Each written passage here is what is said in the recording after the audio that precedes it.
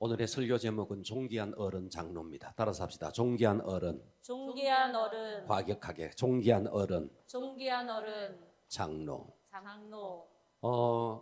이 장로에게만 해당되는 말씀이 아니고 중직자 모두에게 해당되는 말씀입니다. 아멘. 할렐루야. 아멘. 자, 우리가 우리의 몸을 가지고 유기체라 그럽니다.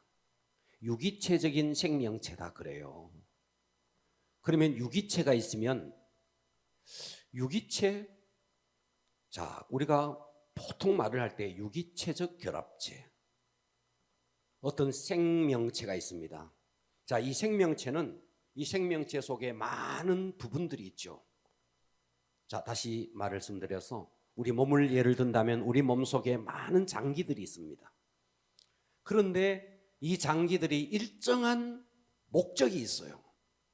장기의 목적은 뭐냐 하면, 자, 보세요. 우리 몸 속에 여러분의 몸 속에 있는 것을 한 번도 보지 못했지만 여러분 몸 속에 위가 있어요. 간이 있어요. 설계가 있습니다. 아멘. 보지는 못했지만 있다고요. 아멘. 할렐루야. 아멘. 네. 그러면 이 위와 간과 이 속에 있는 장기들이 다 목적이 있습니다. 그 목적이 뭐냐 하면 몸을 위하는 거예요. 아멘. 뭐를 위한다고요? 몸을 위한다. 위한다고요. 위가 자기를 위하지 않습니다. 간 자기를 위하지 않습니다. 그렇다고요. 아멘. 네. 위가 말이죠. 소화를 시켜가지고 다 자기를 위합니까? 자기를 위하지 않아요. 아멘. 영양소를 만들어서 온 몸에다가 골고루 드리는 거죠.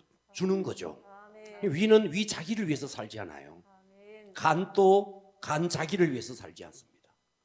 간도 몸을 위하고 위도 몸을 위하고 몸 속에 있는 모든 장기가 일정한 목적 아래 통일되어서 각 부분이 어떤 필연적인 관계를 가지고 있습니다. 아멘.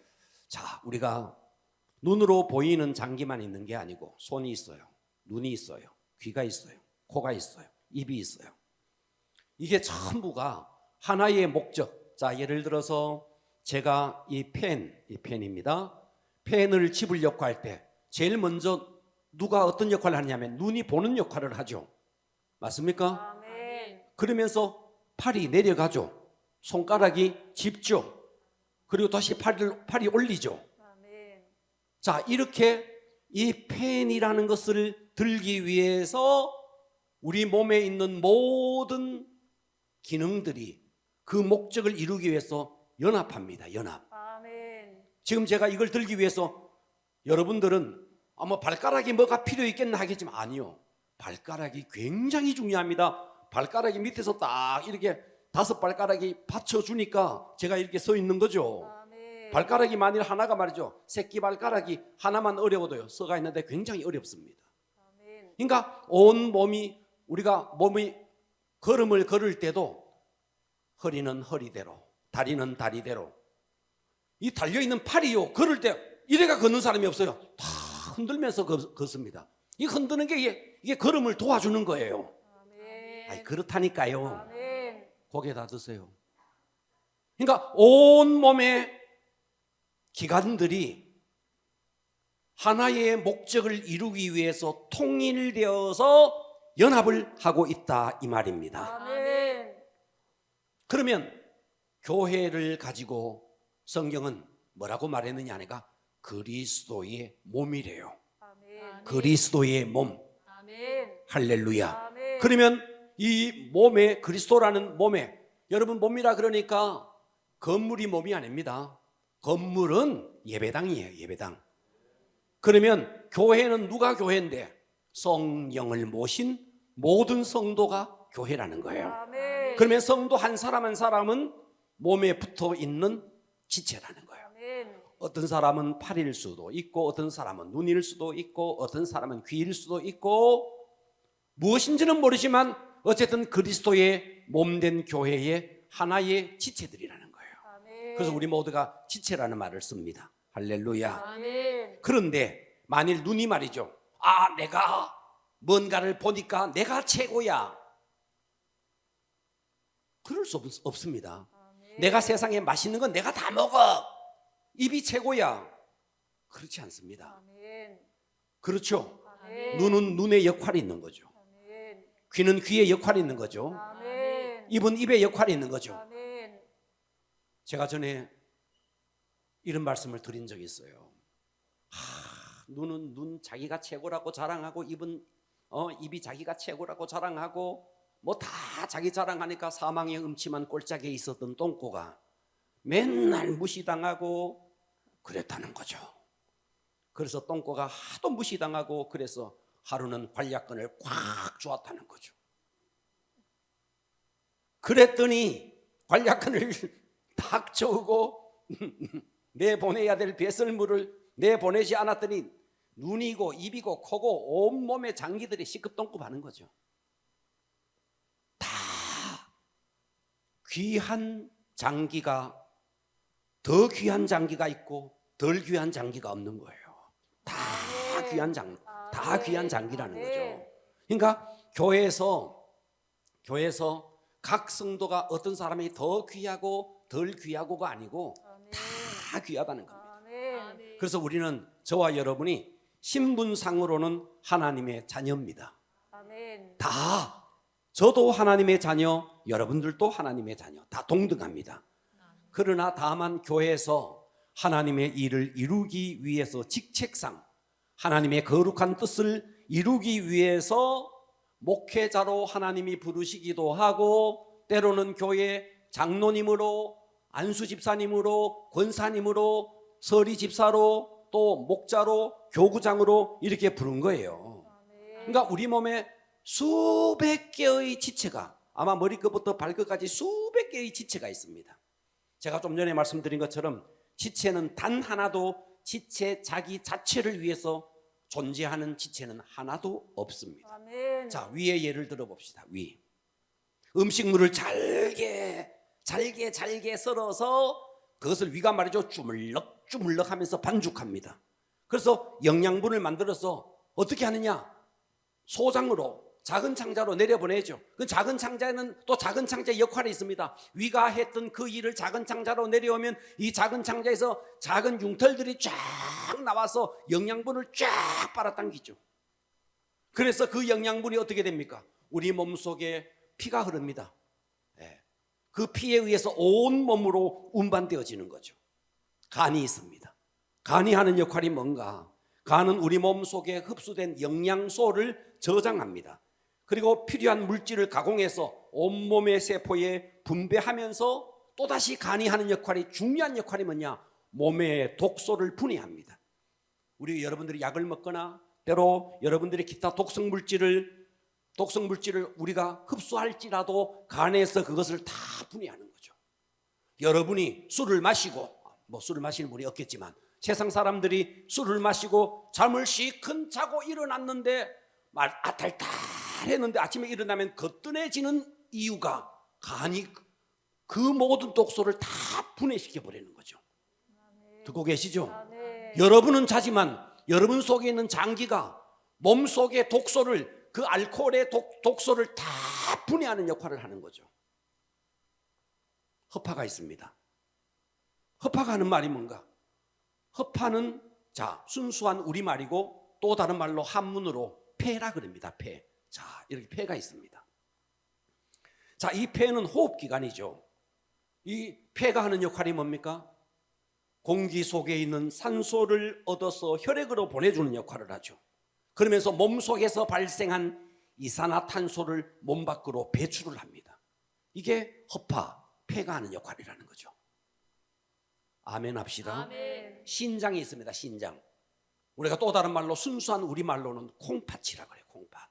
한문으로는 신장이라 그럽니다. 자, 몸속에 노폐물을 걸러서 소변으로 내보내는 역할을 하는 게 콩팥입니다. 여러분들이 콩팥이 그게 뭔데? 저는 어려서부터 우리 아버지가 말이죠, 닭을 잡아가지고 딱 보내면서 콩팥 보여준 거 요만한 콩팥을 본 적이 있어요. 이 콩팥이 뭐 그리 중요하냐 하겠지만 콩팥이 문제가 생기면 콩팥은요 여러분 주먹만 해요. 크지 않습니다. 주먹만한 콩팥이 탈이 나면 이 콩팥의 역할을 하기 위해서 병원에서 투석을 하는데 투석하는 기계가 냉장고만 해요. 우리 몸 속에 있는 콩팥은 요거만 하지만 이거만한 역할을 해내기 위해서 의사들이 만들어낸 세상의 기계적인 콩팥은 냉장고만 하더라고요. 그걸 가지고 투석을 해서 걸러내는 역할을 하지 아니하면 콩팥이 하는 역할이 이 속에서 안 되기 때문에 이 콩팥에서 독소를 내보내야 되는데 그 내보내지 못하니까 몸속에 계속해서 누적되는 거죠. 그래서 그것이 온몸으로 가면서 몸이 퉁퉁 붓게 되는 겁니다. 콩팥이 그 역할을 한다고요. 할렐루야. 예. 그러니까 이렇게 몸속에 있는 모든 장기가 자기의 역할을 해요. 자기의 역할. 그런데 자기 역할을 하면서 자기를 위하지 않는다는 거예요. 무엇을 위하는데? 몸을 위한다는 거죠. 몸을. 그러니까 교회의 직분이 이것과 동일하다는 것입니다. 콩팥이 중요하네. 만일 콩팥이 역할을 잘하고 있는데 간이 제 역할을 못하면 가버립니다. 간이 제 역할을 잘하고 있는데 콩팥이 제 역할을 못해도 몸은 망가집니다. 모든 기관, 모든 장기가 각자의 위치에서 자기의 역할을 충분히 하면서 자기를 위하지 않고 무엇을 위하는데? 몸을 위한다는 거예요. 이것이 장기라는 거예요. 그러니까 교회의 직분이 통일하다는 것입니다.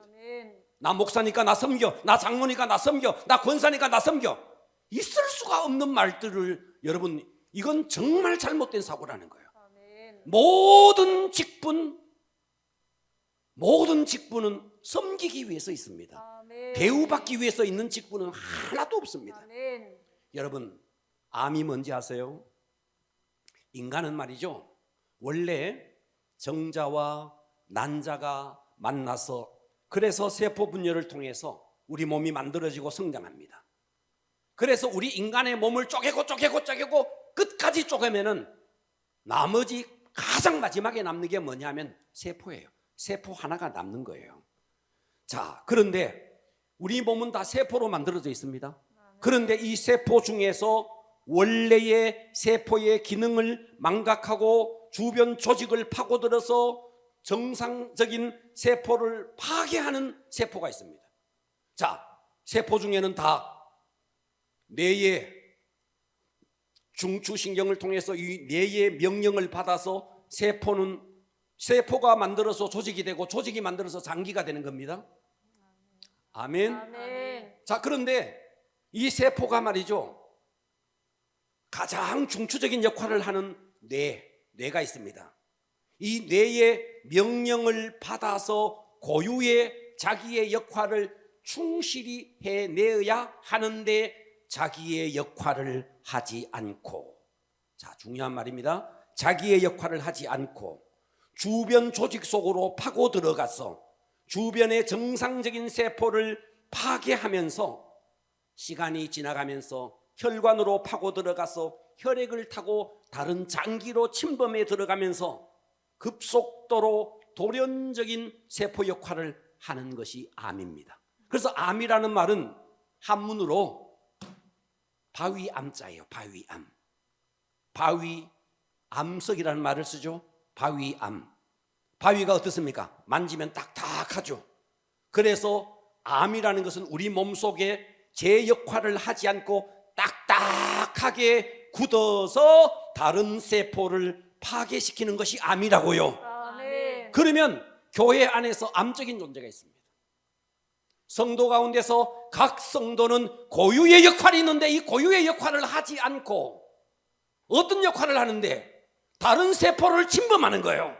다른 성도들에게 비난하고 교회 안에서 당을 짓고 자기의 역할을 하지 않으면서 다른 세포를 침범해서 망가뜨리는 그런 딱딱한 성도, 이게 바로 교회 안에서 암적 존재라는 겁니다. 할렐루야. 아멘. 자, 그래서 오늘은 제일 첫 번째로 장로에 대해서 다룰 건데, 장로가 뭔지에 대해서 성경적으로 제대로 한번 정립할 수 있기를 축복합니다. 아멘. 첫 번째, 장로의 성경적 근거입니다.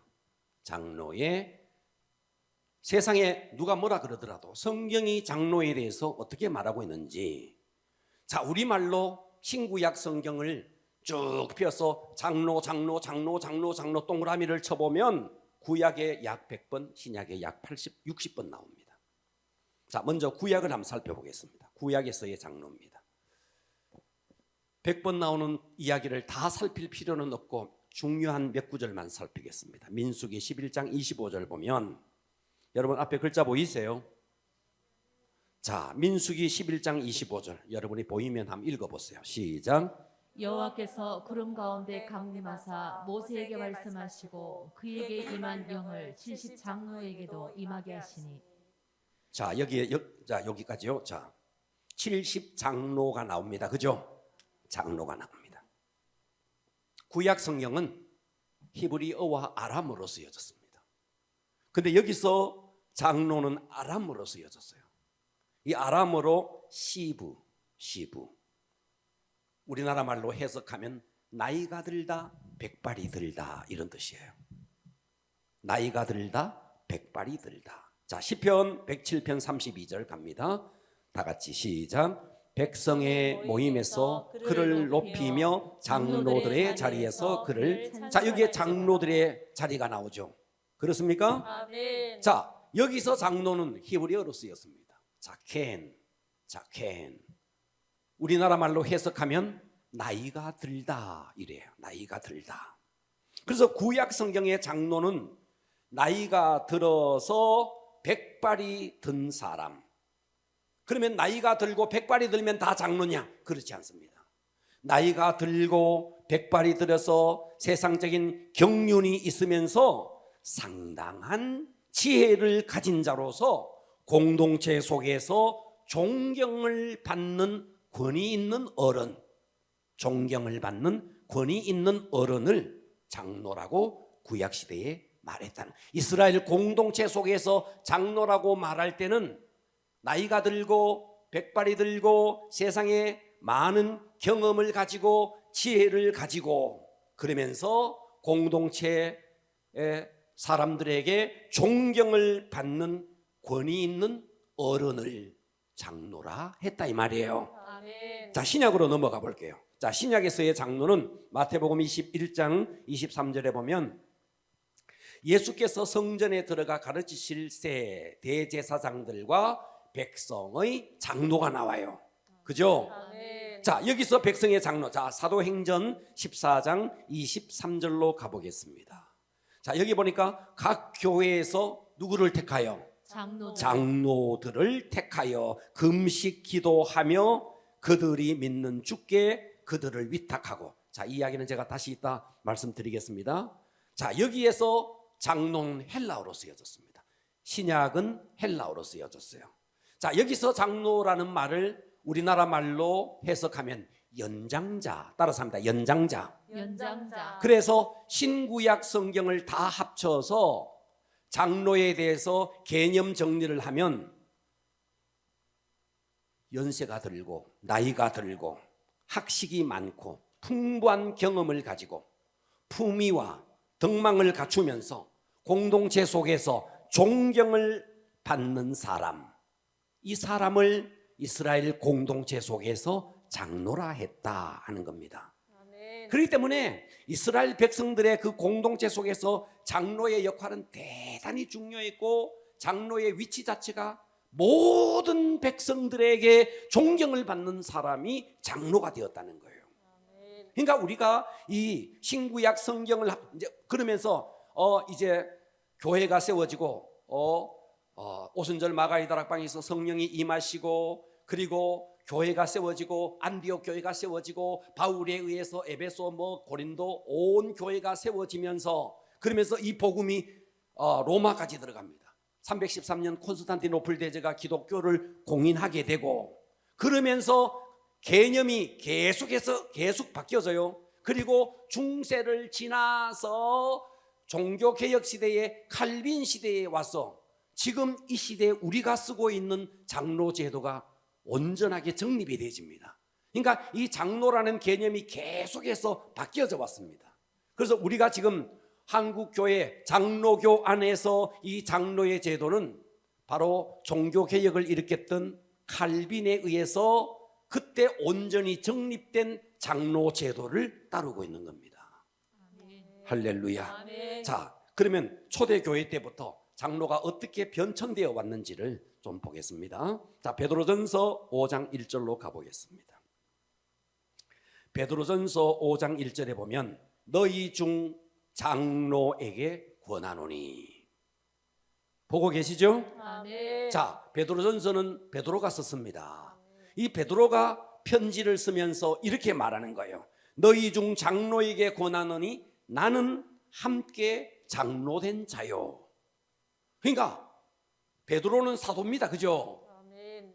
따라오고 있습니까? 아멘. 베드로는 사도예요. 그러니까 초대교회 때는 장로 그러면은 이 장로 속에 두 그룹이 있었던 겁니다. 사도와 같은 베드로와 같은 장로. 자, 그래서 시간이 지나면서 이제 나눠져요. 따라서 하겠습니다. 가르치는 장로, 가르치는 장로, 다스리는 장로. 다스리는 장로. 자, 이렇게 교회 안에서 시간이 지나가면서 나눠집니다. 그러니까 가르치는 장로는 지금의 목회자가 된 거예요. 다스리는 장로는 지금의 우리가 흔히 말하는 장로를 말하는 거예요. 자, 요한 2서 1장 1절로 가보면 장로인 나는. 자, 요한 2서는 누가 썼느냐? 사도 요한이 썼어요. 우리는 사도 요한이 사도라는 걸 잘 알고 있습니다. 그러니까 사도이면서 장로였다는 거죠. 아멘. 이해가 되시죠? 아멘. 그러니까 장로인 나는 택하심을 받은 부녀와 그의 자녀들에게 편지한다. 이것으로 봤을 때 사도도 장로, 시간이 지나가면서 교회 안에서 지금의 다스리는 치리 장로. 자, 이렇게 두 종류가 있었다는 거죠. 요한 3서 1장 1절에도 보면 사도 요한이 쓰면서 이렇게 말합니다. 장로인 나는. 보고 계시죠? 아멘. 그러니까 당신은 아직까지 구분이 안 됐다는 거예요. 그래서 지금의 치리 장로와 지금의 가르치는 목회자와의 구분이 없었다는 거예요. 다 장로이면서 그러면서 다 서로가 장로님이라고 불렀죠. 그러면서 이제 바울이 데살로니가 교회, 에베소 교회, 이제 온갖 교회들을 세우면서 선교를 통해서 교회들을 세우면서 지역 교회 바울이 여기서 고린도에 가서 교회를 개척하고 거기서 전도를 하고 교회를 세워놓고는 또다시 다른 데로 옮깁니다. 또다시 옮깁니다. 그러면서 그때마다 그 교회에 누구를 세웠느냐니까 장로를 세웠다는 거예요. 아멘. 자, 성경을 볼게요. 디도서 1장 5절입니다. 내가 너를 디도에게 하는 말이에요. 바울이 이 그레데는 지중해 안에 있는 그레데라는 섬입니다. 바울이 여기에 가서 복음을 전해서 이 그레데라는 섬에 왕성하게 복음이 일어났습니다. 그리고 바울은 또 다른 곳으로 가요. 그리고 그곳에 디도를 남겨뒀습니다. 내가 너를 그레데에 남겨둔 이유는 남은 일을 정리하고 내가 명한 대로 각 성에 장로들을 세우게 하려 하심이라.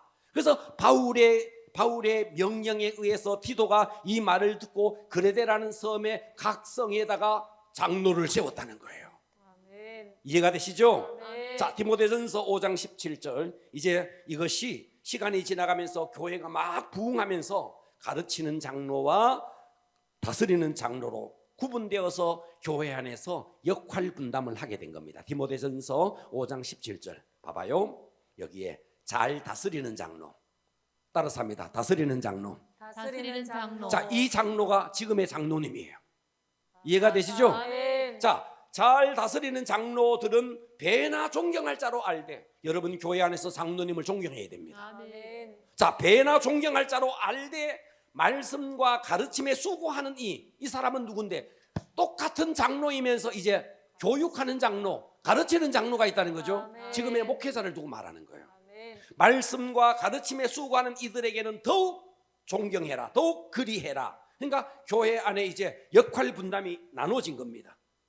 교회 안에서 살림을 하고 교회를 다스리는 현재의 장로와 말씀을 가르치고 교육하는 목회자의 역할 분담이 이루어졌던 거죠. 아멘. 자, 이제 서신서를 뛰어넘어서 좀 전에 제가 말씀드린 것처럼 로마의 기독교가 공인이 되어집니다. 이때부터 이제 가르치는 장로, 교육하는 장로, 지금의 목회자입니다. 이 목회자는 그냥 장로와 치리하는 장로와 똑같이 이렇게 해서 어떻게 되겠느냐? 이때부터 전문성을 가지고 세상의 직업을 내려놓고 성직 개념이 도입되어서 적절한 성경 공부, 신학 공부를 시켜서 지역 교회를 책임지게 하는 역할을 하게 되었습니다. 언제부터? 기독교가 로마에 공인되면서부터 이때부터 가르치는 장로, 그러니까 목회자죠. 이 사람들을 목회라는 성직이라는 개념이 도입이 되었습니다. 자, 이해되십니까? 아멘. 자, 이제 시간이 많이 지나고 중세기를 넘어서 칼빈 시대에 와서 드디어 목회자, 목사의 제도와 장로 제도가 엄격하게 구분되어지면서 지금 현재 장로교회의 기초를 놓게 되었습니다. 자, 그러니까 초대교회 때는 장로 안에 가르치는 장로, 치리하는 장로.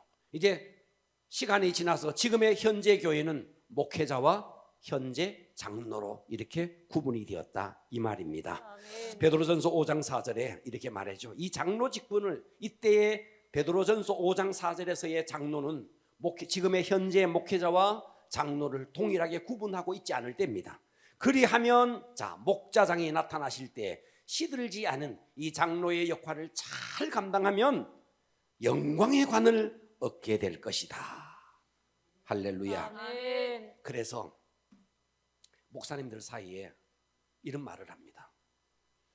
목사의 복은 뭐냐? 목사의 복은 장로의 복이다. 무슨 말이냐면 목사는 얼마나 좋은 장로를 만나느냐. 이 장로를 잘 만나서 함께 정말 행복하게 목회를 해야 되는데 이 장로님들이 이 역할을 잘 하지 못해서 자, 제가 오늘 설교 제목 뭐라 그랬어요? 존귀한 어른. 존귀해야 될 어른이 이 목회자 발목을 잡고 힘들게 하는 분들이 세상에 너무 많다는 거예요.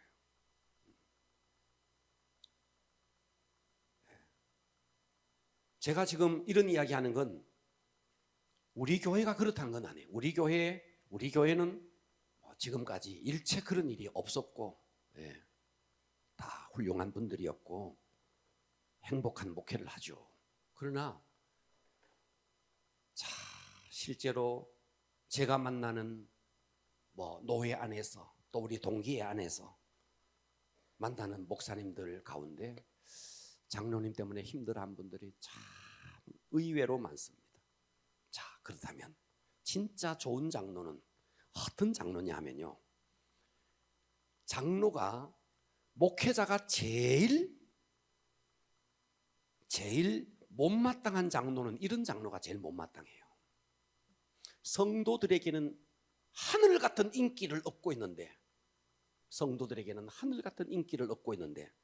목회자와의 관계에서는 항상 대척점에 있는 거예요. 목사와의 관계 속에는 언제나 대립 관계에 있는 거예요. 그러면서 성도들에게는 정말 온갖 인기를 얻고 있는 거예요. 이런 장로님은 목회자가 참 부담스러워합니다. 성도들에게 그가 성품이 온유하고 품위가 있고 그래서 존경받는 것은 괜찮아. 그런데 세상이 어떤 인기몰이 하듯이 인기를 얻는 거, 그러면서 항상 목회자와 대척 관계에 있으면서 이 관계를 어렵게 할 때 참 어렵습니다. 그래서 우리는 교회 안에서 어떤 직분을 세상적인 잣대로 내가 사람들에게 인기를 얻어야 되겠다는 생각은 추호도 하면 안 됩니다. 아멘. 우리는 하나님 앞에 신실한 모습으로 서면 하나님의 마음이 성도들의 마음 속에 있기 때문에 저절로 존경이 돼서요. 근데 하나님도 없고 목회자와 대척점 관계에 있으면서 성도들에게만 인기를 모으려는 생각은 아주 잘못된 생각입니다. 아멘. 미국의 빌 헐이라는 목사님이 쓴 책 가운데 그 책의 내용을 읽어봤더니 이런 이야기가 있었습니다. 미국 교회가 약 한 30만 개 교회가 된답니다. 30만 개. 이 30만 개 되는 교회 가운데서 상위 5% 교회, 95%를 둔 상위 5%의 교회가 미국 교회를 망하게 하고 있다. 그 책의 내용입니다. 이 상위 5%의 교회는 탁월한 경영 능력을 가지고 대형 교회를 만들어서 인기몰이를 하는 바람에 나머지 95%의 목회자들이 주눅이 들어서 일을 제대로 할 수가 없다. 워낙 요즘 유튜브가 발달되어서 세상에 좋다는 설교는 유튜브에 다 나옵니다. 아마 우리 교회 성도들도 예외가 아닐 거예요. 온갖 어떤 설교를 다 들을 거예요. 그러니까 유튜브에 나오는 거기는 말이죠, 영상이고 다 고급지게 그리고 성도들의 그 구미에 맞는 설교를 할 수가 있죠. 그런데 자기 교회 목사님은 보니까 그 유튜브에 나오는 목사님만큼은 그렇지 않거든. 그러니까 자기 교회 목사님은 존경스럽지가 않아. 유튜브에 나오는 목사님들은 너무 존경스러워. 제 이야기가 아니고 이 책에 나오는 이야기예요. 그래서 95%의 교회가 그 5%의 교회 때문에 너무나 힘들어져 있다. 이것이 미국 교회만이겠습니까? 한국 교회도 예외가 아니라고 생각해요. 한국 교회도 보면 탁월한 경영 능력을 발휘하면서 도시의 곳곳에 진공청소기 같은 교회가 있습니다. 대형 교회가 된 교회가 진짜 불신자를 전도해서 대형 교회가 되면 마땅히 박수갈채를 보내야 돼요. 그런데 이 진공청소기 교회는 주변의 작은 교회, 개척교회, 상가교회 그 목회자가 힘을 다해서 전도해 놓으면은 유튜브에 빡 나가지고 하다 보니까 그 설교를 들어보니까 은혜가 되니까 진공청소기 교회로 다 빨려 들어가는 거예요. 대구에도 몇몇 교회들이 그런 교회에 있습니다. 여러분 부산의 어느 교회는 말이죠, 그 교회가 어마어마하게 부흥하는 가운데 그 교회 주변에 40교회가 문을 닫았습니다. 실제 이야기예요. 40교회가 문을 닫았습니다. 한 교회에 배불러 주면서 40교회 작은 교회들이 문을 닫았다고요. 여러분, 한강이 되기 위해서는요, 새 강들이 살아나야 한강이 되는 거예요. 동의합시다. 한국 교회가 살아나려면요, 저 농촌교회, 어촌교회, 진짜 작은 교회, 그런 교회들이 건강하게 세워져야 됩니다. 그런데 성도들의 현재 눈에는 다 서울의 큰 몇몇 교회 말이죠, 이런 교회, 그 교회만 교회 같은 거예요. 삐까뻔쩍하니까. 저는 이 목사님의 이 이야기가 한국 교회도 그대로 적용된다고 생각합니다. 그렇기 때문에 여러분들은요, 교회가 대형 교회는 좋은 교회고 저 상가교회, 개척교회는 좋지 않은 교회다. 여러분 교회에 대한 개념 자체가 정리가 돼야 됩니다. 사도 요한이 에베소, 스무나, 버가모, 두아데라, 사데, 빌라, 라오디게아 교회까지 계속해서 칭찬을 하고 책망을 해요. 그렇죠? 아멘. 칭찬하고 책망하는 가운데, 야, 너 스무나 교회 목사야, 야, 너 라오디게아 교회 목사야, 너 목회한 지 얼마나 됐는데 교인 수가 그것밖에 되지 않니? 한 번도 이런 말을 한 적이 없어요. 교회의 사이즈가 얼마냐, 숫자가 얼마냐, 교회가 지어진 교회냐, 짓지 않는 교회냐, 상가교회냐, 예수님의 관심은 도무지 그런 관심이 없는데 성도들은 그런 관심이 있는 거예요. 교회가 자꾸만 세상의 잣대로 보니까 마트를 한번 봐요. 동네에 조그마한 마트들이 숨을 못 쉬어요. 대형 교회로, 대형 마트로 다 몰려가는 바람에. 그러다 보니까 이 시대가 다 대형화되고 있습니다. 교회도 다 대형화가 되고 있죠. 그래서 한국 교회가 정말 살아나려면 작은 교회들이 살아나야 됩니다. 개척 교회들이 살아나야 됩니다. 그런데 성도들의 개념 자체에 큰 교회가 좋은 교회로 보여지는 거예요. 숫자가 많은 교회가 좋은 교회로, 하나님의 관점에 예수님의 관심은 전혀 그런 관심 자체가 없는데 세상의 잣대로 모든 것을 보니까 그렇게 되어져 가는 것이죠. 그러니까 여러분들은 작은 교회, 개척교회, 상가교회 목사님을 보더라도 똑같아야 되는데 그렇지 않다는 거죠. 여러분 이거 개념을 바꾸셔야 됩니다. 아멘. 세상적인 가치관으로 교회를 평가하는 것은 잘못된 사고방식입니다. 아멘. 정말 잘못된 것입니다. 그래서 우리가 다스리는 장로에 대해서 지금은 제가 장로에 대한 이야기를 하니까 다스리는 장로에 대해서 성경적으로 정립되어 있지 아니하면 성도들도 어렵고 당사자도 어려운 거예요. 제가 우리 설교도 지금 뭐 유튜브에 올라가고 이러니까 익명의 교회, 익명 처리를 하고 한 교회 이야기를 해드리겠습니다. 그 교회는 약 한 70명 정도, 800명 정도 모이는 교회였습니다. 굉장히 그래도 지방교회로서 사이즈가 있는 교회, 서울교회가 아닙니다. 지방교회에서 한 800명 모이는 교회였습니다. 이 교회에 새로운 목회자가 왔습니다. 자, 지금 이야기하는 것은 초도 거짓이 없는 실제로 있었던 이야기입니다. 그 교회에는 꽤 큰 기업을 하는 장로님이, 회사 기업을 운영하는 장로님이 그 교회 장로님이었습니다. 이 장로님이 전도도 많이 했어요. 그래서 자기 회사의 사원들을 전도를 많이 했어요. 그리고 이 장로님은 회사의 직원들과 가족들과 합쳐서 그 800명 되는 교회에 이 장로님의 영향권 속에 있는 사람이 300명이 됐어요. 그러다 보니까 헌금도 많이 하고 자기를 따르는 사람들도 많고 그러다 보니 자연히 발언권이 셌습니다.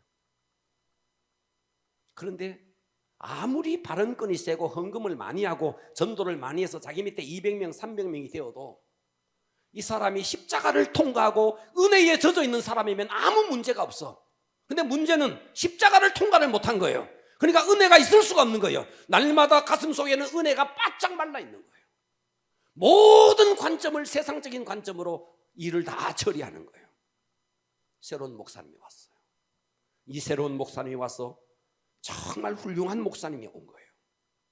설교도 너무 은혜롭게 은혜를 끼치고 교회 분위기가 이제 서서히 바뀌어져 가다가 보니까 교회 분위기가 어떻게 되어 갔느냐. 그동안은 이 장로님 중심으로 교회가 다 돌아갔는데 훌륭한 목사님이 와서 이제 은혜로운 설교를 하다 보니까 성도들의 관심이 목사님에게로 관심이 가면서 그 교회가 목회자 중심으로 움직여지기 시작하는 거예요. 장로님이 견디지를 못하는 거예요. 견디지를 못하는 거예요. 목사님을 중심으로 교회가 돌아가는 것이 당연한 것인데 견디지를 못하는 거예요. 그래서 교회의 사찰을 바꿨어요. 자기 사람을 심었어요. 교회 직원들을 다 바꿨어요. 자기의 말에 100% 순종하는 사람들을 교회 직원으로 다 심었어요. 자기 말을 듣는 사람. 그러면서 목사님의 거동을 하나하나 체킹하기 시작했어요. 심지어 목사님의 폰을 전화를 도청했어요. 목사님의 이메일을 다 검열해가 어떤 이메일이 오고 가고 있는지를 다 검색하게 만들었어요. 그리고 그 모든 것을 쫙 뽑아서 이 장로님께 보고를 다 했어요. 이 목사님이 옴짝달싹을 하지 못하게 만드는 거예요. 숨을 못 쉬게 만드는 거예요. 그래서 이 장로님이 이 목사님을 쫓아냈습니다. 여러분 성경에 보면 자 요한일서 1장 1절에 장로인 나는 여기 한번 봐봐요. 사도 요한입니다. 자 요한일서 1장 1절 장로인 나는 사도 요한이라고요. 아멘. 보고 계십니까? 아멘. 장로인 나는 그 교회에 가이오라는 장로가 있는 거예요. 가이오 곧 내가 참으로 사랑하는 자 가이오에게 편지하노라. 사랑하는 자요. 사도 요한이 가이오를 얼마나 사랑했으면 장로인 이 사도 요한이 장로인 가이오를 얼마나 사랑했으면 내가 참으로 사랑하는 자에게 편지하노라. 사랑하는 자요 네 영혼이 잘된 같이 네가 범사에 잘되고 강건하기를 내가 간구하노라. 그래서 목회자와 장로와의 관계는 어떤 관계가 되어야 되느냐? 목사의 사랑받는 장로. 아멘 합시다. 아멘. 목사의 사랑받는 장로. 이게 돼야 되는 거예요. 아멘. 그러면서 계속 이어지는 게 뭡니까? 범사에 네가 잘되고 강건하기를 내가 간구한다는 말은 목사가 장로를 위해서 기도하고 있다는 거예요. 그래서 좋은 장로는 어떤 장로가 되냐? 담임 목사님으로부터 사랑을 받고 담임 목사의 기도를 받는 장로. 아멘. 그런데 그 기도가 사랑해서 고마워서 감사해서 기도가 돼야 되는데 날마다 말이죠. 좀 전에 말했던 이 장로처럼 이메일 검색 다 하고 휴대폰 도청 다 하고 이런 식으로 해서 옴짝달싹 못하게 하면 그 목사님도 기도할 겁니다. 하나님 저 장로 어떻게 해야 됩니까? 하나님 손 좀 봐야 되지 않겠습니까? 기도하지 않겠. 실제로 이 장로님이 나중에 말로가 너무너무 비참해져 버려요. 회사는 완전히 부도맞게 되어지고 사람들에게 완전히 도산 맞아버린 거예요. 여러분 이렇게 목회자를 하는 이렇게 하는 장로를 하나님이 그냥 두시겠느냐는 거예요. 그러니까 그 목사님이 그 장로 자기의 전화를 도청하고 이메일을 다 검색하게 만드는 장로에 대해서 기도하면서 고마워서 감사해서 기도가 나오겠느냐 이 말이에요. 이런 기도가 나오겠죠. 요한 3서 1장 9절 내가 두어 자를 교회에 썼으나 그들 중에 으뜸되기를 좋아하는 디오드레베라는 장로가 있습니다. 이 디오드레베라는 장로는 교회 안에서 자기가 으뜸이 돼야 돼. 목회자가 으뜸이라는 말이 좀 그렇지만 목회자 중심으로 돌아가야 되는데 자기가 으뜸이 디오드레베가 우리를 맞아들이지도 아니하니 그러므로 내가 가면 그 행한 일을 잊지 아니하리라. 여러분 목회자의 마음속에 내가 저 장로 잊지 아니하리라. 여러분 무서운 이야기 아닙니까? 무서운 이야기 아니냐고요. 이 디오드레베 한번 보세요. 디오드레베 그가 악한 말로 우리를 비방하고도 오히려 부족하여 형제들을 맞아들이지도 아니하고 맞아들이고도 하는 자를 긍하여 교회에서 내쫓는도다. 여러분 교회 안에서 말이죠 세상에서 좀 명망 있고 이런 사람이 교회 안에 들어오면요 그분들이 교회 안에 잘 정착될 수 있도록 만들어줘야 되는데 어떤 계획을 세워서 그 사람이 그 교회에 정착하지 못하도록 내쫓는 아주 계획적으로 내쫓는 사람들이 있습니다. 왜? 자기의 인기가 떨어질까 봐. 이런 사람들이 교회 안에 있을 수 있다는 거죠. 듣고 계시면 아멘 합시다. 아멘. 네. 왜 이런 일이 일어나는가? 바로 다스리는 장로에 대한 성경적인 개념이 정립되지 않아서 그렇다는 거예요. 그래서 두 번째로 존귀한 장로가 되기 위한 성경적 이해입니다. 할렐루야. 아멘. 자, 오늘 본문으로 선택했던 구절을 보겠습니다. 데살로니가전서 5장 12절입니다. 형제들아, 보고 계십니까? 아멘. 우리가 너희에게 구하노니 너희 가운데 잘 들으세요. 오늘 이 본문이 가장 중요한 본문입니다. 형제들아, 우리가 너희에게 구하노니 너희 가운데 따라서 합니다. 수고하고. 잘 들으세요. 뭐하고? 수고하고. 자, 수고하고 주 안에서 너희를 다스리며 권하는 자들. 자, 지금 장로입니다. 장로. 누구라고요? 장로에 대해서 말하는데 주 안에서 너희를 다스리며 권하는 자, 이 장로라고요. 아멘. 그런데 주 안에서 너희를 다스리며 권하는 자라는 말 앞에 한마디 더 말이 있는 거예요. 그게 뭔데? 수고하고. 뭐하고? 수고하고. 할렐루야. 아멘. 그러니까 장로는 다스리는 것만이 목적이 아니라는 거예요. 그 앞에 뭐를 해야 되는데? 수고를 해야 된다는 거예요. 아멘. 성경에서 다스린다는 말 앞에 반드시 전제 조건이 있다. 수고하고 교회를 위해서 수고하고. 다스릴 수 있는 사람은 반드시 희생해야 됩니다. 희생해야 됩니다. 아멘. 교회를 위해서 희생하고 수고하고, 그런 수고와 헌신이 권위로 나와야 되는 거예요. 아멘. 자, 다시요. 권위라는 것은 여러분 돈을 많이 쓴다고 권위가 나오는 게 아니에요. 권위는 어디서 나오느냐? 얼마나 교회를 위해서 헌신하고 얼마나 수고하느냐, 그 수고와 희생에서 권위가 나오는 거예요. 아멘. 권위는 말로 권위가 나오는 게 아니에요. 권위는 헌신과 수고에서 권위가 나오는 거예요. 아멘. 얼마만큼 그래서요 권위를 내세울 필요가 없는 거예요. 그냥 말 없이 순종하면, 말 없이 헌신하면, 말 없이 희생하면 사람들은요 그 사람의 권위를 인정해 줄 수밖에 없는 거예요. 수고는 하지 않으면서 말만 하고 수고만 하지 않으면서 앞선자가 되려고 하고 희생은 하지 아니하면서 대우만 받으려고 사람들 다 알아요. 다 알아요.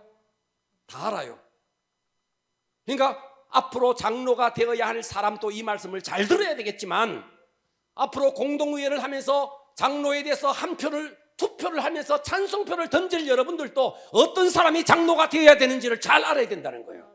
어떤 사람이 장로가 되어야 되는데 수고하는 사람, 헌신하는 사람, 어떤 사람, 희생하는 사람, 있어야 할 자리에 언제나 있어주는 사람, 인기몰이하는 사람이 아니라는 거예요. 이런 사람이 장로가 될 때 성도들은 그 수고와 헌신과 희생 앞에 저절로 머리를 숙이면서 그의 권위를 인정할 수밖에 없다는 것이죠. 아멘. 할렐루야. 아멘. 네. 세상의 권위는 위에서 다 누르는 권위입니다. 그래서 제가 항상 하는 이야기가 지배자의 리더십, 자기가 가지고 있는 힘, 자기가 가지고 있는 위치, 자기가 가지고 있는 모든 것을 가지고 남을 누르고 억압하고 자기 영광을 추구하는 사람, 지배자의 리더십이죠. 그러나 참된 지도자의 리더십은 자기의 위치, 자기의 물질, 이것을 가지고 섬기는 거죠. 섬기는 거죠. 아멘. 아멘. 그러면서 그들의 마음을 얻는 거죠. 아멘. 그러면서 하나님의 영광을 위해서 가는 사람이죠. 아멘. 이게 바로 성경이 말하는 지도자라는 거예요. 아멘. 제가 늘 하는 이야기가, 제가 칼럼을 올리고 글을 올리면서도 물과 같은 인격, 물을 한번 봐봐요. 장애물을 만나면요 슬그머니 돌아갑니다. 물이 말이죠, 앞에 바위가 있으면 바위와 싸우지 않습니다. 바위가 있으면 슬그머니 피해갑니다. 웅덩이가 있습니다. 웅덩이가 있으면요 그냥 들어갔다가 푹 쉬었다 갑니다. 그렇지 않습니까? 그러면서 이 물은 지나가면서 마른 땅을 적시고 식물과 동물에게 생명을 주고, 할렐루야. 아멘. 네모를 만나면 네모 속에 들어가요. 네모가 되어요. 둥근 통에 들어가면 둥그러져요. 누구와도 부딪히지 않아요. 그러면서도 물은 물 자신의 본연의 실존을 절대로 잊어버리지 않는 거예요. 아멘. 이것이 물이라는 거예요. 아멘. 여러분, 단단한 것은요 던져버리면 깨져요. 그러나 물은요 떨어져도요 물이 깨지는 법이요 언제나 그 모습으로 있는 거예요. 이 물과 같은 인격, 누구와도 부딪히지 않는 거예요. 누구를 만나도 상처받지 않는 거예요. 그런데 우리는 너무 쉽게 상처받고 너무 쉽게 상처 주고 잘못된 거예요. 이와 같은 것들이 성경적으로 정립이 돼야 된다는 거예요. 예수님께서도 제자들이 말이죠, 제자들끼리 서로 파워게임을 하고 있었습니다. 파워게임을 할 때, 자, 누가복음 22장 24절에 또 그들 사이에서 그중 누가 크냐 파워게임을 하고 있었다는 거죠. 제자들 가운데서 다툼이 난지라 예수께서 이르시되 이방인의 임금들은 그들을 주관하며 그 집권자들은 은인이라 칭함을 받으나 너희는 그렇지 않을지니 너희도 세상 사람처럼 세상 이방인들의 임금들처럼 주관하고 누르고 그렇게 하면 안 된다는 거죠. 너희는 그렇지 않을지니 너희 중에 큰 자는 젊은 자와 같고 다스리는 자는 섬기는 자와 같을지니라. 앉아서 먹는 자가 크냐 섬기는 자가 크냐? 세상적으로 보면 앉아서 먹는 자가 당연히 크죠.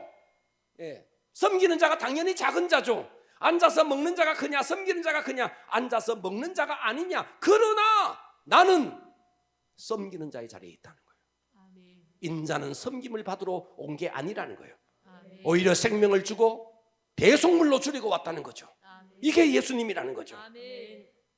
그러니까 교회는 몸이잖아요. 몸. 그러면 우리가 몸의 다 지체들이라면 교회라는 몸을 각자의 위치에서 섬기는 것이, 이것이 지체의 역할이라는 거죠. 아멘. 제가 좀 전에 위와 간과 무슨 허파와 이야기를 했어요. 자, 이 이야기가 성경에 그대로 나옵니다. 고린도전서 12장 12절에 가면요 좀 길지만 읽겠습니다. 고린도전서 12장 12절, 여러분 앞에 보입니까? 아멘. 자, 몸은 하나인데 보고 계세요? 아멘. 그 몸 속에 지체가 있다는 거죠. 몸에 지체가 많다는 거죠. 아멘. 할렐루야. 아멘. 한 몸인 것과 같이 그리스도도 똑같다는 거예요. 그러하다는 거예요. 우리가 유대인이나 헬라인이나 종이나 자유인이나 다 한 성령으로 세례를 받아 우리가 다 이방인이나 헬라인이나 유대인이나 다 한 몸이 되었다는 거죠. 아멘. 또 다 한 성령을 마시게 했다는 거죠. 몸은 한 지체뿐만 아니요 여럿이다는 거죠. 지체가 하나만이 아니다. 여럿이 지체가 있다는 거죠. 만일 손이 말합니다. 나는 손이 아니냐 몸에 붙지 아니하였다 할지라도 이로써 몸에 붙지 아니한 것이 아니요. 또 귀가 이릅니다. 나는 눈이 아니니 몸에 붙지 아니하였다 할지라도 이로써 몸에 붙지 아니한 것이 아니니 만일 온 몸이 눈이면 듣는 것은 어디며 온 몸이 듣는 것이면 냄새 맡는 것은 어디냐. 그러나 이제 하나님이 그 원하시는 대로 지체를 각각 몸에 두셨으니 만일 다 한 지체뿐이면 몸은 어디냐. 이제 지체는 많으나 몸은 하나라. 눈이 손들어 내가 너를 쓸데없다 하거나 또한 머리가 발들어 내가 너를 쓸데없다 하지 못하리라. 그뿐만 아니라 더 약하게 보이는 몸의 지체가 도리어 요긴하고 우리가 몸에 덜 귀히 여기는 그것들을 더욱 귀한 것으로 입혀주며 우리의 아름답지 못한 지체는 더욱 아름다운 것을 얻느니라. 그런즉 우리의 아름다운 지체는 그럴 필요가 없느니라. 오직 하나님이 몸을 고르게 하여 부족한 지체에게 귀중함을 더하사 몸 가운데 뭐가 없고 분쟁이 없고 오직 여러 지체가 서로 같이 돌보게 하셨느니라. 아멘. 만일 한 지체가 고통을 받으면 그 모든 지체가 함께 고통을 받고 한 지체가 영광을 얻으면 모든 지체가 함께 즐거워하느니라. 너희는 그리스도의 몸이요 지체의 각 부분이라. 아멘. 제가 이 이야기를 몸의 장기에 뒤에서 교회 지체에 대한 이야기를 드렸던 것입니다. 아멘. 할렐루야. 아멘. 교회 안에 몸속에 있는 장기들은요 서로 분쟁하지 않습니다. 아멘. 서로 연합합니다. 아멘. 그런데 스트라이크를 일으키는 존재가 있죠. 그게 암인 거예요. 암이 딴 게 아닙니다. 몸속에서 자기 역할을 하지 않으면서 스트라이크를 일으키는 게 암이라는 거예요. 교회 안에서 각자의 역할 분담해서 순종하는 그런 지체가 돼야 되는데 스트라이크를 일으키는 게 암적 존재라는 거예요. 아멘. 다스리는 것은 정말 다스리려면 섬김이 전제가 되어야 된다는 거. 아멘. 이걸 명심하셔야 됩니다. 아멘. 여러분, 주님이 이 땅에 공생의 기간은 3년 6개월이었습니다. 이 3년 6개월 동안에 주님은 감기 걸린 적 없고 독감 걸린 적 없고 지금처럼 말이죠. 무슨 코로나 걸린 적 없고 주님은 마스크 쓰고 다닌 적도 없어요. 주님은 3년 6개월 동안 한 번도 병든 적이 없어요. 단 한 번도. 성경에 그런 구절을 한번 여러분 찾아보십시오. 예수님이 병져 누우셨더라. 그래서 베드로가 신방 갔더라. 그런 구절이 있는가? 한 번도 없어요. 당시에 많은 사람들이 다 병들어 있어서 예수님이 가서 고쳐주셨지 예수님이 병든 적이 없어요. 그랬던 그 예수님이 십자가에 죽으시고 부활하시고 승천하시고 성령을 보내주셔서 고린도전서 3장 16절은 이렇게 말합니다. 너희가 하나님의 성령을 받으면 성전이 되는 겁니다. 아멘. 하나님의 성령이 너희 안에 계신 것을 알지 못하느냐. 그래서 우리가 한 사람 한 사람이 성전이니까 이 성전이 모인 우리가 교회가 되는 거예요. 아멘. 그래서 교회는 예수님이 3년 6개월 동안 공생애를 하면서 단 한 번도 병들지 않고 병든 자를 고치고 제자들을 양육하고 가르치셨던 것처럼 주님은 이 땅에 자신의 몸을 남겨주셨으니 그 자신의 몸이 교회라는 거예요. 아멘. 할렐루야. 아멘. 예수님이 전도했듯이 그래서 교회는 전도해야 되고 예수님이 양육했듯이 교회는 양육해야 되는 거예요. 어떻게 해서? 건강해서. 예수님이 병들지 않았던 것처럼 건강해서 그렇게 해야 된다는 거예요. 아멘. 할렐루야. 아멘. 그런데 병든 교회가 너무 많은 거예요. 병든 교회가. 예수님의 몸인 교회가 병든 교회가 너무너무 많은 거예요. 예수님은 지금도 이 교회를 통해서 건강한 교회가 되어서 전도하기를 원하고 하나님의 나라 완성하기를 교회를 통해서 이루기를 원합니다. 아멘. 그런데 그 일을 방해하면서 교회에서 암적 존재가 있다는 거예요. 암적 존재. 스트라이크를 일으키면서 암적 존재가 있다는 거예요. 주님의 몸이 이 땅에 있던 동안에 건강했듯이 지금 이 땅에 주님이 남겨둔 주님의 몸인 교회가요 건강해야 됩니다. 아멘. 할렐루야. 아멘. 네, 여러분 고개 다 들고 저를 보세요. 저는 지금 여기 귀가 붙어 있습니다. 그죠? 아멘. 근데 저는 이 귀가 여기에 붙어 있는지 안 붙어 있는지 모르겠어요. 느낌이 없어요. 여러분도 그렇죠? 아멘. 여러분 귀가 다 붙어 있죠? 아멘. 근데 귀 맨날 의식합니까? 아멘 안 하는 이경욱 집사님. 내 귀 여기 붙어 있다. 날마다 눈 뜨면서부터 귀 의식하고 걸어 다니면서도 귀 의식하고 잠잘 때도 귀 의식합니까? 안 합니까? 그게 안 하죠. 아멘. 왜 그런지 아세요? 귀가 건강해서 그래요. 아멘. 맞아요? 아멘. 건강한 귀는요, 붙어 있는지 안 붙어 있는지를 몰라요. 그런데 귀가 고장이 나가지고 귀가 아프면요, 계속 귀가 의식됩니다. 하루에도 12번 더 만져봅니다. 맞아요? 아멘. 제 몸속에 위가 있을 겁니다. 난 본 적은 없어요. 위가 있을 거예요. 하지만 나는 위 의식 안 해요. 왜? 안 아프니까. 그런데 위가 아프면은요, 의식이 됩니다. 배가 아파. 손이 막 바로 갑니다. 아파. 나는 안 아프니까 여기 손이 안 가. 다만 좀 긁어. 피부에 뭐가 있어서. 그러니까 여러분 몸의 지체 가운데서요, 의식을 하지 않지 않습니까? 나는 지금 팔이 붙어 있지만, 팔이 붙어 있는지 안 붙어 있는지, 발가락이 붙어 있지만 발가락이 붙어 있는지 안 붙어 있는지 모르겠어. 왜? 건강하니까. 아멘. 이야, 여기 메시지가 있습니다. 건강한 지체, 건강한 성도는 있는 듯 없는 듯 하면서 자기 역할을 다하는 게 진짜 좋은 지체라는 거예요. 아멘. 이야, 이게 진짜 중요한 말이에요. 예. 귀가 내게 붙어 있는데 붙어 있는지 없는지도 모르겠는데 귀는 자기 역할을 다 하는 거예요. 발가락은 저 음침한 골짜기에 있지만 내가 발가락이 5개가, 저 발가락 5개입니다. 5개가 있는데 이게 붙었는지 안 붙어 있는지. 그런데 전에요, 제가 여기에 뭐 어디 갔다가 어디 부딪혀 가지고요, 아플 때는요, 여기 서 있는데도 발가락 저게 신경이 쓰이더라고요.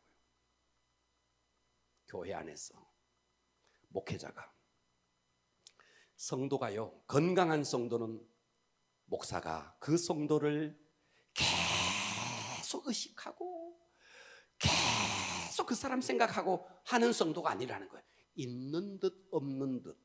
그런데 만일 여러분 가운데서 목회자에 대해서 흠담을 하고 목회자에 대해서 잘못 이야기를 하고 막 이렇게 하면 제가 그때부터 신경이 쓰입니다.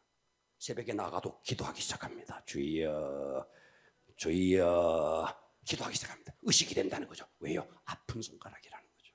아픈 발가락이라는 거죠. 그래서 여러분 진짜 좋은 성도는 교회 안에서 있는 듯 없는 듯 하면서 자기 역할을 다 하는 성도, 멋진 성도입니다. 아멘. 우리 이런 성도가 되어지기를 바랍니다. 아멘. 할렐루야. 아멘. 밤낮으로 목회자에게 근심을 주면서 목회자의 뇌리를 떠나지 않는 성도, 여러분 신앙생활 잘 못하는 겁니다. 세상에서 제일 불쌍한 사람이 주님의 몸된 교회 섬기라고 직분을 줬는데 병들게 하면서 무슨 할 짓이 없어서 교회 병들게 합니까? 무슨 할 짓이 없어서 목회자와 파워게임을 합니까? 중직자가 되어서 목회자와 파워게임을 하면서 목회자에게 근심을 주는, 그러면서 교회를 병들게 하는 중직자, 세상에 정말 불쌍한 사람입니다. 베드로전서 5장 1절은 이렇게 말했어요. 너희 중, 아까 읽었는 부분인데 다시 읽습니다. 너희 중 장로들에게 권하노니 나도 함께 장로된 자요 그리스도의 고난의 증인이여 나타날 영광에 참여할 자니라. 너희 중에 있는 하나님의 양무리를 지되 억지로 하지 말고 하나님의 뜻을 따라 자원함으로 하며. 자, 제가 이 말을 살피려고 이 본문을 찾았습니다. 교회 안에서 중직자 장로는 더러운 이득을 위하여 하지 말고 기꺼이 하며 맡은 자에게 주장하는 자세, 자기 의견을 관철시키려고 하지 말라는 거예요. 할렐루야. 아멘. 기도하고 전 성도의 의견을 들으라는 거예요.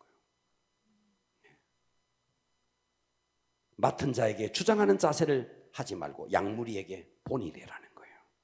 그리하면 목자장이 나타나실 때 시들지 않은 영광의 관을 얻으리라. 자, 여기에 더러운 이득을 말합니다. 이게 뭔데?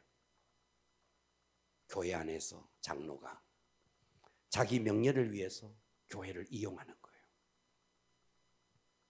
세상에서 채우지 못한 열등감을 교회에 와서 그 열등감을 채우려고 하는 거예요. 그러면서 무슨 당회를 하고 무슨 운영회를 할 때 목사님에게 브레이크를 걸고 성도들에게 은근히 자기가 파워 있는 사람이라는 것을 과시하는 거예요. 더러운 이득이라는 거예요.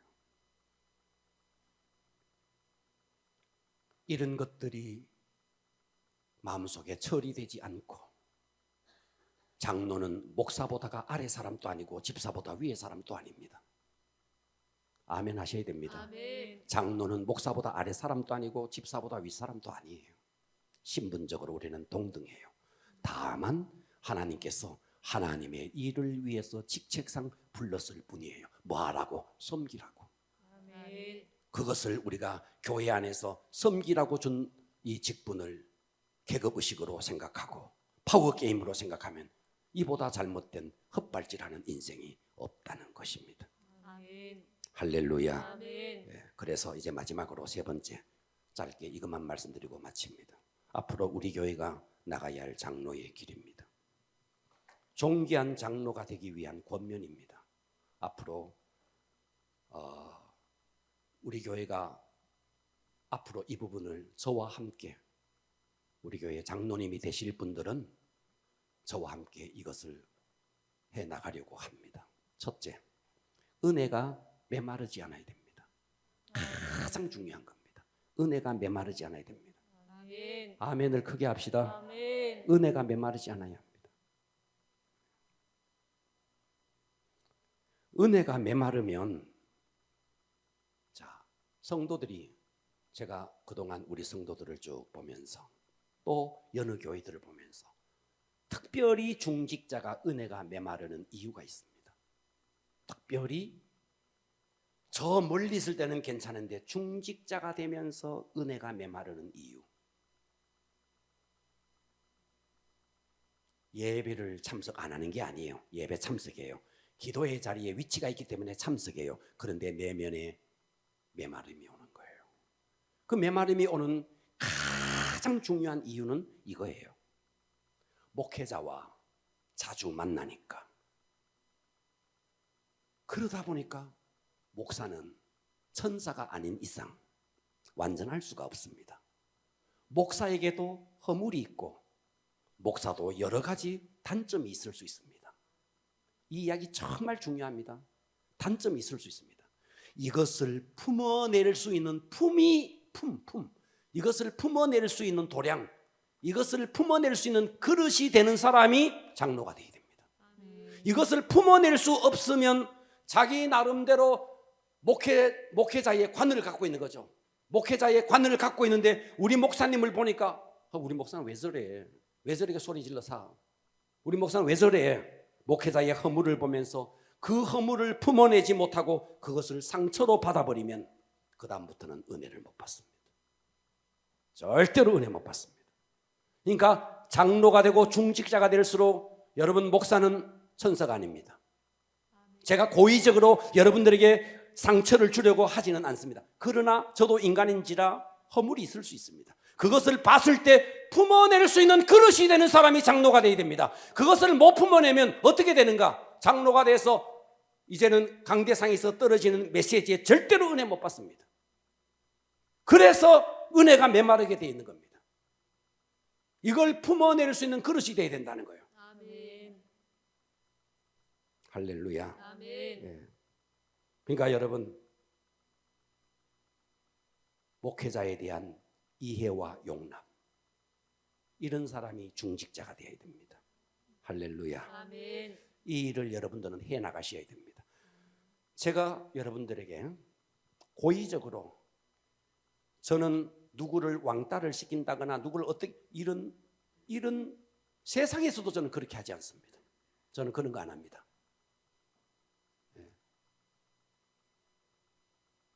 그러나 저도 인간인지라 연약한 부분이 보일 수 있습니다. 그때는 여러분들이 품어주셔야 됩니다. 그래야 여러분이 은혜가 메마르지 않는다는 거예요. 아멘. 두 번째입니다. 두 번째는요, 앞으로 우리 교회 중직자가 되는 분, 제가 이거는 할 겁니다. 배움을 멈추지 말아야 됩니다. 배움을. 자, 저는 여러분들이 저의 독서량을 알면 여러분 놀랄 겁니다. 저는 무진장 배웁니다. 무진장 연구합니다. 실제로 아이씨 목사님 뭐 여러분에게 부끄럽지 않게 제가 이 말을 할 수 있습니다. 저 독서량 많습니다. 책 많이 읽습니다. 그냥 읽지 않습니다. 줄 꺼가면서 읽습니다. 한 번 안 읽습니다. 제가 어떤 책은요 30번 50번 읽은 책도 있습니다. 하도 읽어가지고 책이 아주 낡아져서가 그래서 아예 다 갈랐습니다. 다 뜯어져가지고. 저 독서량 많습니다. 그런데 목회자는 계속 성장하는데 교회 중직자가 성장이 멈춰버리면 대화가 안 되는 거예요. 그래서 이 부분에 대해서 지금 당장은 하지 않습니다. 앞으로 우리 교회가 2년 후에 새롭게 장로님들을 뽑을 겁니다. 그때는 그 장로님들과 함께 일주일에 한 번이 너무 부담스러우면 한 달에 한 번 제가 좋은 책을 지정해주고 읽고 만나가지고 맛있는 식사를 하면서 디스커션을 하는 거예요. 이 책 읽으면서 어떤 부분에 은혜가 되었다는 둥, 어떤 이 부분에 도전을 받았다는 둥, 좋은 교회 이야기들을 우리가 읽으면서 이렇게 하면서 여러분들이 배움을 멈추지 않도록 해드리겠습니다. 세 번째입니다. 세 번째는 열린 리더십을 가져야 됩니다. 열린 리더십이 있다면 닫힌 리더십이 있겠죠? 열린 리더십이라는 건 닫힌 리더십을 먼저 말합니다. 닫힌 리더십은 이런 겁니다. 내보다가 더 잘난 사람이 있으면 안 됩니다. 이건 닫힌 리더십입니다. 그래서 교회에서 자기보다 더 똑똑한 사람이 새신자로 딱 들어오면요, 은근히 밀어냅니다. 사회적으로 영향력 있는 사람이 들어오면요, 교회에 발을 붙이지 못하도록 계획적으로 그 사람을 교회에서 내쫓습니다. 망조가 되는 교회입니다. 이렇게 하면 안 됩니다. 아멘. 저 사람이 목사님에게 더 내보다 인정받아 닫힌 리더십입니다. 바나바를 보세요. 바나바가 안디옥 교회를 목회했습니다. 근데 막 부흥했죠. 그런데 바나바는 그 멀리 있는 다소까지 바울을 찾으러 갑니다.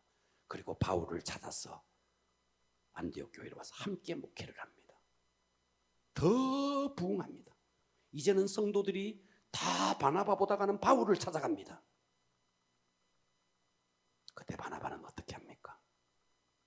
자기의 얻기 위해 바울을 세우고 그 바울이 그렇게 멋지게 하는 모습을 보면서 기뻐하고 박수갈채를 보내줍니다. 이게 열린 리더십이라는 거예요. 그런데 교회 안에서 누가 목사님에게 더 인정받고 더 사랑받고 이걸 견디지 못하는 닫힌 리더십이 이것이 교회를 어렵게 한다는 것이죠. 그래서 유능한 사람이 들어오면 그 사람이 교회에서 잘 정착하도록 자리도 만들어주고 손잡고 함께 일할 수 있는 교회를 만들어 가야 되는 거죠. 아멘.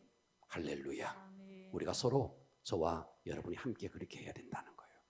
네 번째입니다. 네 번째는 이거 정말 우리가 해야 될 부분인데 우물안 개구리가 되면 안 됩니다. 견문을 넓혀야 됩니다. 그래서 제가 이 부분도 새롭게 장로님들이 세워지면 제가 이거 할 겁니다. 전에 우리 과거에 다음 세대 할 때 우리 교회 일꾼들을 막 다른 교회 가서 탐방시키고 리서치하게 만들고 그렇게 한 적이 있습니다. 저는 앞으로 우리 교회 새로운 장로님들이 세워질 때 대구와 전국에 정말 훌륭한 장로님들 목회에 잘 협력하는 그런 앞서가는 교회들을 주일날 우리 교회에서 예배드리지 않고 그 교회에 가서 아침부터 끝까지 저녁까지 그 교회를 리서치하게 만들고 그 교회에 앞서가는 부분들을 우리가 배울 수 있도록 이렇게 견문을 넓힐 수 있도록 해드리겠습니다. 그래서 나는 우리 교회에서 30년 동안 주일 성수 한 번도 안 빠지고 해서 그거 참 훌륭한 이야기입니다. 그러나 제가 담임 목회자의 허락하에, 이 허락이 있어야 됩니다. 허락하에 더 앞서 나가는 교회들을 탐방해서 그 교회를 가서 배우고 하는 견문을 넓힐 수 있는 기회를 가져보려고 합니다. 할렐루야. 아멘. 5번째입니다. 비전을 가져야 되는데 교회의 비전이 있습니다. 교회의 비전에 당연히 함께 협력해야 됩니다. 제가 말하는 비전은 장로의 비전입니다. 장로의 비전. 자, 카터에 대한 평가를 이렇게 하고 있죠. 카터는 유일한 대통령이다. 유일한 대통령이다. 어떤 유일한 대통령? 백악관을 디딤돌로 삼은 유일한 대통령이다. 이 말이 무슨 말이죠? 카터는 대통령이 목적이 아니었다는 거죠. 대통령이라는 그 직을 하고 그 이후에 디딤돌로 삼고 그 이후에 카터가 했던 일이 뭐예요? 전 세계를 돌아다니면서 홈리스, 집이 없는 사람들의 집을 지어주고 가난한 사람들을 도와주고 김일성에게 찾아가서 복음을 전하고 박정희에게 찾아와서 복음을 전하고 전 세계에 가서 복음을 전하는 그 과거의 대통령직을 가지고 디딤돌로 삼아서 대통령이 목적이 아니라 복음의 전파자로 그는 그렇게 살았던 거죠. 그러니까 장로가 목적이 되면 안 되는 거죠. 장로를 통해서 내가 이루어야 할 비전이 있다는 거죠. 아멘. 그 비전을 가져라는 것입니다. 장로는 목적이 아닙니다. 장로직을 통해서 더 크게 쓰임받아야 한다 하는 것입니다. 아멘. 할렐루야. 아멘. 나 오늘 여기까지 합니다.